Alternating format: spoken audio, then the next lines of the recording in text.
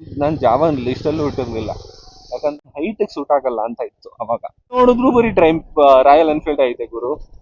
ಯಾರ ಹತ್ರ ನೋಡಿದ್ರು ಇವಾಗ ಹೆಂಗಾಗ್ಬಿಟ್ಟಿದೆ ಅಂದ್ರೆ ಟ್ರೆಂಡು, ರಾಯಲ್ ಎನ್ಫೀಲ್ಡ್ ಬಿಟ್ರೆ KTM. ಸ್ವಲ್ಪ ಕಂಪ್ಲೇಂಟ್ಸ್ ಇತ್ತು ರಾಯಲ್ ಎನ್ಫೀಲ್ಡ್ ಮೇಲೆ. ಟ್ರೈಂಪ್ ಒಂದೇ ಇದ್ದಿದ್ದು ಲಿಸ್ಟಲ್ಲಿ. ಅದೇ ಟೈಮಲ್ಲಿ ಈ ಜಾವಾ 42 FJ ಲಾಂಚ್ ಮಾಡಿದ್ರು. ನೋಡಿದ ತಕ್ಷಣ ಇಷ್ಟ ಆಯ್ತು ಗುರು. ಲುಕ್ ಹೆಂಗಿದೆ ಗುರು, ಸಾಕಾಗಿದೆ. ಡಬ್ಬಡತೆ ಈಟಾದ್ರೆ ನಿಲ್ಸ್ಬಿಟ್ಟು ಹೋಗ್ಬೇಕು ಅನ್ನೋದೆಲ್ಲ ಇತ್ತು ಅವಾಗ. ಅವ್ರು ಬರ್ತಿದಂಗೆ ನಾನು ಗಾಡಿ ತಂದೆ. ನೋಡಿದ್ರೆ ಪೆಟ್ರೋಲ್ ಖಾಲಿ ಆಗೋಯ್ತು. ಎಕ್ಸ್ ಬಂದ್ಬಿಟ್ಟು ನಿನ್ಗೆ ಹಾರ್ಲಿ ಡೇವಿಡ್ಸನ್ ಕಣಪ್ಪ, ಇದು 400X. ನಂಬಲ್ಲ, ಟ್ರೈಮ್ 400X ಕ್ರೂಸಿಂಗ್ ಪವರು ಎಷ್ಟು ಸಖತ್ತಾಗಿದೆ ಗೊತ್ತಾ ಗುರು. ತಗೊಂಡಿದ್ ಒಂದ್ 2 ದಿನಕ್ಕೆ 3 ದಿನಕ್ಕೆ ಗಾಡಿ ರಿವ್ಯೂ ಮಾಡ್ಬೇಕು ಅಂತ ಇತ್ತು, ಬಟ್ ಮಂಡನ್ ಎಂಗೇಜ್ಮೆಂಟ್ ಇಂದ ನಾನು ಮಾಡಕ್ ಆಗ್ಲಿಲ್ಲ. ಅದಕ್ಕೆ ಇವತ್ತು ಮಾಡ್ತಾ ಇದೀನಿ, ಇವತ್ತು ರಜಾ ಹಾಕ್ಬಿಟ್ಟು ಮಾಡ್ತಾ ಇದೀನಿ ಗುರು. ನೀವ್ ಹೇಳಿ, ಈ ತರದ್ದು ವಿಡಿಯೋಗಳು ಮಾಡ್ತಾ ಇರೋಣ ಅವಾಗ ಎಲ್ಲಾರು ಆಚೆ ಹೋಗೋಣ, ಇಲ್ಲ ಮಾತಾಡೋಣ. ನಿಮ್ ಜೊತೆನೆ ಮಾತಾಡ್ತೀನಿ ಬಿಡಿ, ಅದ್ರಲ್ಲೇನು.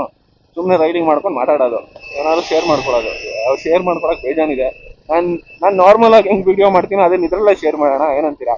ಆಸೆ ಏನಿರುತ್ತೋ ಅದನ್ನೆಲ್ಲ ತ್ಯಾಗ ಮಾಡ್ಬಿಟ್ಟೆಲ್ಲ ಸೇವ್ ಮಾಡ್ಬೇಕು ಗುರು. ಗಾಡಿ ಕ್ರೂಸ್ ಮಾಡ್ತಾ ಇದ್ರೆ ಏನ್ ಇನ್ನ ಮಜಾ ಬರ್ತಾ ಇರುತ್ತೆ. ಮಾಡ್ಬೇಕು ಇತ್ತ ಕ್ರೂಸ್ ಮಾಡ್ಬೇಕಂತ ಅಷ್ಟು ಮಜಾ. ಸಾಕ ಮಕ್ಕಳು ಎಲ್ಲ ದುಡ್ಡು ತಿನ್ಕೊಂಡು ರೆಡಿ ಮಾಡಲ್ಲ ಕಾರ್.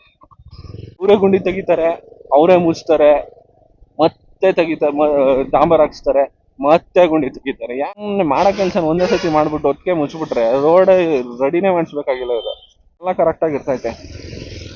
ಮಾಡಿದ ಕೆಲಸನೇ 100 ಸತಿ ಮಾಡೋದು, ಕಿತ್ತಾಕೋದು. ನನ್ನ ಪ್ರಕಾರ ವೆಹಿಕಲ್ಸ್ಗಳು ಓಡಾಡಿ ಏನು ರೋಡ್ಗಳೆಲ್ಲ ಕಿತ್ತೋಗಲ್ಲ ಗುರು.